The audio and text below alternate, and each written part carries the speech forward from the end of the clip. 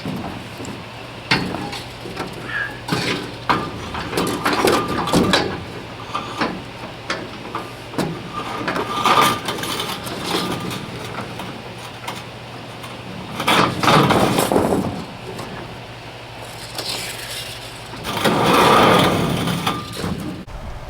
guys, welcome back to Lick Branch Farm. Today it's a beautiful day here in North Carolina. It's probably 60 degrees outside. It got down to 29 degrees last night, so it's still getting a little cool at night. And I did move all the plants back into the high tunnel, and going through this sliding glass door on the side is getting to be a pain in the butt, especially when you're toting trays. But I rigged up this deal here. What it is basically a piece of weed mat, which you can see here. And underneath that weed mat, I've got a gutter heater that's looped back and forth a couple times, and I got the tray sitting right on top of it. Now, that thing says in the instruction, it said it'll get up to 150 degrees. I don't think it ever got that hot, but I put it on a thermostat, like for a heat mat, and set it on 75 degrees. So last night, hey, like I said, it got down to 29, and I had this heater going on. I had it set on 38 degrees. So I imagine it probably got down to at least 35 in here. But when I come down here first thing this morning to check on everything, this thermostat, the probe is in one of those trays and said it was at 49 degrees. So I think it's working like I think it should, and keeping it above freezing. And that's all I really want. I don't want it to keep it at 75, 80 degrees. All I want it to do is keep them from freezing to get us to where we can get them out in the main garden. And you can see just about all the trays that were outside, even some that we still need to transplant, they are underneath this mat, and you can see the condensation that's building up on it. So I know there's heat in there, and right now we're sitting at 65 degrees ambient temperature. So I imagine it's probably good 75, 80 degrees up under that tarp, or up under that plastic. So today is Wednesday. We did harvest for market tomorrow, and we're getting down to a little bit of nothing in here. So as we've discussed in the past, we're not putting plants back in here as soon as we remove them, because we are going to be putting tomatoes in here at the end of the month.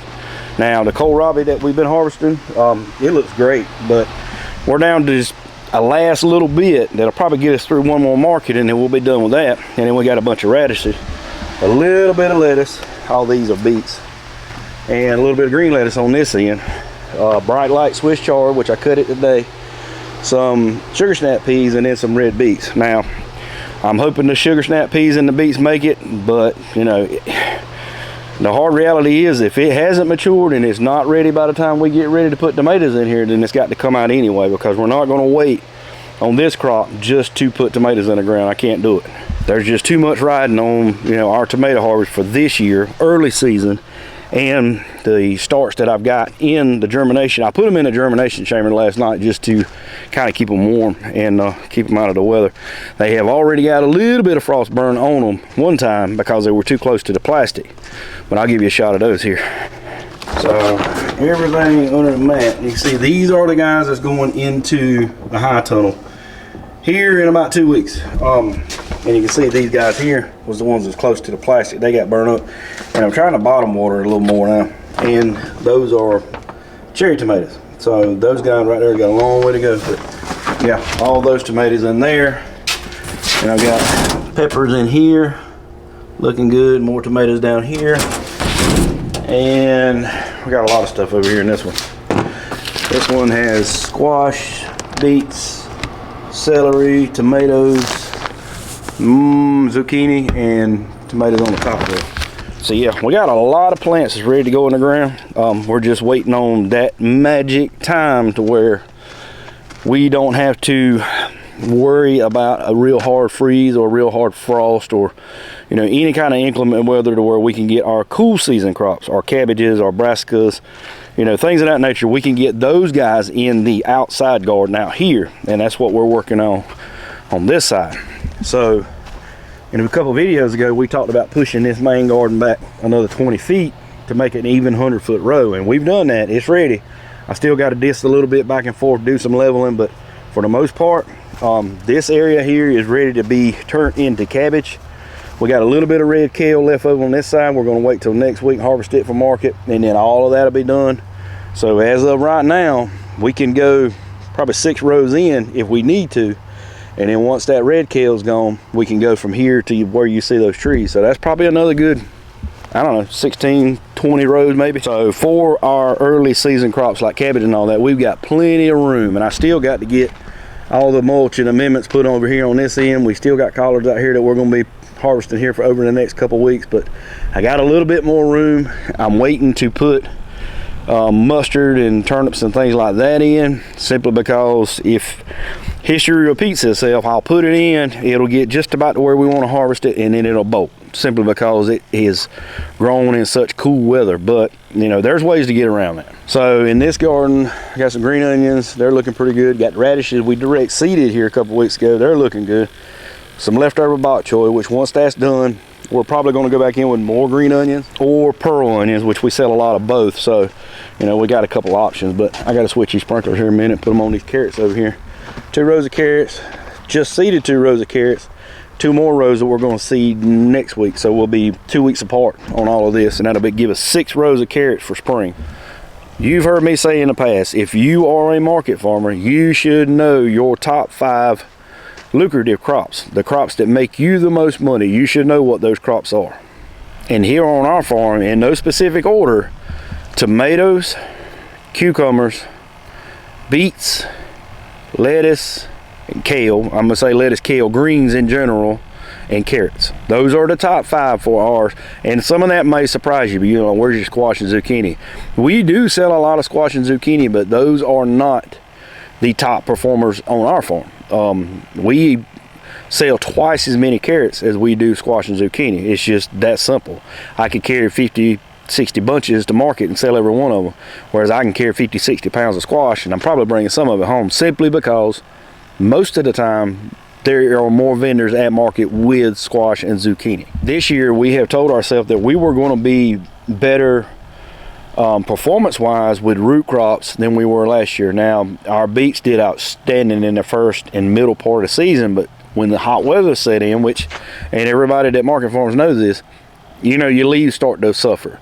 But there's ways of getting around that. You can actually use shade cloth, or, you know, spray on boron and things of that nature. And there's things that you can do to kind of prevent certain things from happening to crops that will, you know, make you perform better at market. Now, carrots, on the other hand, my biggest thing was I opened up a new plot for carrots, and they did absolutely outstanding during the early season. But whenever the heat set in, you know, I couldn't keep the weeds out of them. So that kind of, I struggled with that until I moved up here in this garden and started doing shorter beds, and they were easier to take care of.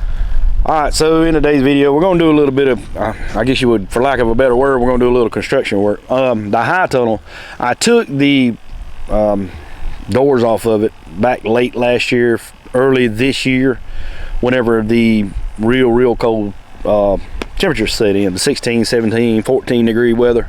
I took the doors off simply because they are a huge just heat suck. I mean, if you heat that thing, it's going to leak out around these doors. They basically just slide. They're sliding doors, and there's gaps all the way around it. In the summertime, it's a godsend because you can, you know, cut the fans on and air can get by them, and during the wintertime, not so much. It's hard to keep heat in it, and so on and so forth. Looking at the weather for the next 10 days, I mean, we got tonight's going to get down into the 30s, but after that, I mean, it's actually pretty pleasant weather coming. I mean, lows in the 50s and highs in the upper 60s, lower 70s. I mean, we got some pretty good weather coming, but there's going to be a lot of traffic in and out of this high tunnel over the next couple of weeks, because we're constantly going to be moving trays in, we're going to be moving trays out, we're going to be harvesting things, we're going to be pushing wheelbarrows of amendments in there, mulch, you know, compost, all that good stuff. So after we got done harvesting everything, and I really, right now, I need to be starting some more seeds, but I want to get this out of the way because I got market tomorrow. It'll be 2 o'clock before we get back, and you know, half the day's already gone by then. So I'm gonna save seeds starting for tomorrow, and I'm gonna put these doors back on today and get this out of the way. I was in there a little while ago. It's 65, 70 degrees in there. I had a jacket on while I was in there earlier and started sweating, so I had to take it off. But yeah, we're gonna knock these doors out and then do some cleaning in there and get everything kind of managed a little bit better. And then because we got a lot of work that's fixing to happen in here. We're fixing to there's fixing to be about 250 tomato plants put in here, and there's going to be over 100 cucumber plants put in here. So we need to get these doors out of the way, and plus when it's raining, coming in and out of that sliding door every now and then, you'll get soaked. So we're going to get working on these doors and try to get this knocked out. So all this really is a piece of plastic that is held in place with a wiggle wire, and I kind of overlap the original this plastic to keep the water out. And basically all I need to do is unthread it, take that off, get the doors back on.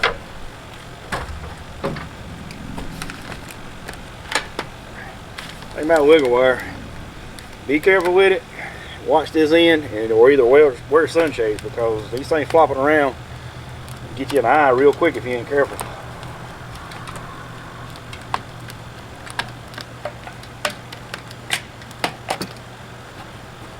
That'll go right back on.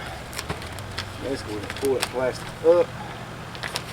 Reach in here. I got it taped on the inside. And I may have to go in there and untape it, but basically it's just taped to the pole on the inside.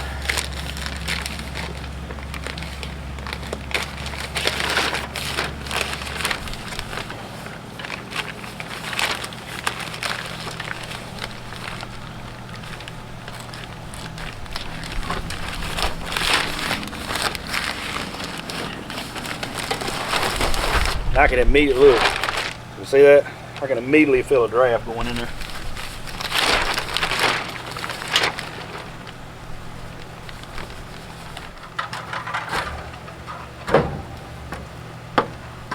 That's what I want to do before I get too far. Let's go ahead and put this wiggle wire back in to keep that plastic over here tight, because I got to pull everything out from around that door. I don't want to get slacking up to where I can't get enough to put it back together.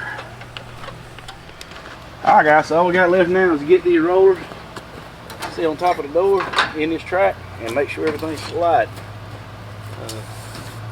It'll be a little precarious to get them started.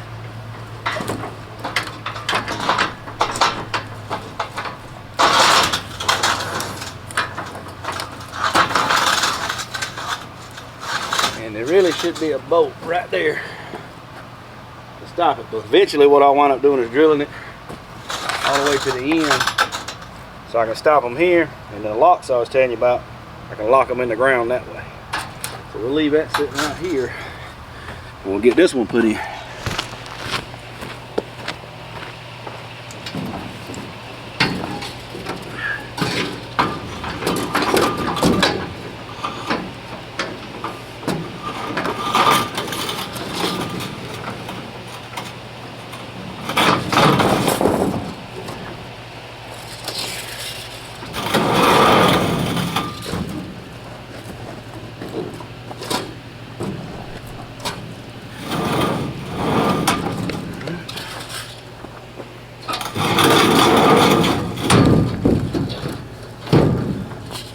That is it.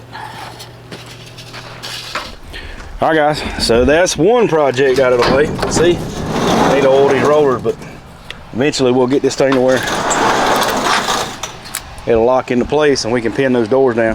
The only thing about these doors here is when the wind blows really, really hard, it gets behind them and makes them flop. But normally I have a couple 5-gallon buckets with a little bit of water in them, and I just leave them on the end of the doors. That way I can kind of pin them down and we won't have to worry about that. So yeah, it makes it already feel a lot more roomier, and I got to do some cleaning in here, kind of move some stuff around to get ready for the busy part of the season. But guys, that's going to do it for this video. You know, like I said, we're going to be doing a lot more as soon as the season kind of picks up. We're going to get out here and lay off some roads. We're going to do some amending with some chicken litter and things of that nature. Matter of fact, I need to go get a load and go ahead and put a couple piles out here so we can go ahead and start getting it scattered out and getting them in there. But as soon as most of these vegetables come out of this high tunnel, we will start putting rows together, start getting everything situated so we can get these tomatoes put in the ground. And you don't want to miss out on any of the action that's coming up in this season here. This market season is going to be crazy, man. We're going to have all kinds of stuff going on, going to a bunch of different places. You're going to be surprised at the people you meet at some of these markets, man. There's a lot of great people out there. But yeah, appreciate you guys coming by, and if you haven't subscribed to our channel, we hope you will consider subscribing. We like to think there's something from everybody on here, but if you are one of our faithful subscribers, we thank you for your support. As always guys, thank you for stopping by. We appreciate you watching, and we'll see you on the next one.